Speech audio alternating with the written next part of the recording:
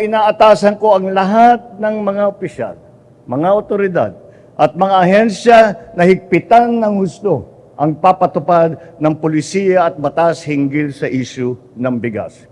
Bilang patunay na ang pamahalaan ay seryoso sa pagsukbo sa smuggling, ang mga bit-bit po naming mga bigas ngayon ay mula sa mga nakumpiskang supply sa Zamboanga Port na napatunayang hindi dumaan sa legal na proseso ng importasyon.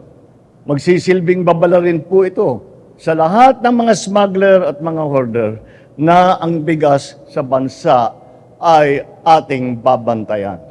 Sa bagong Pilipinas, bawal ang smuggler, bawal ang hoarder, at bawal din ang mga mapang-abuso na mapagsamantala sa ating bayan.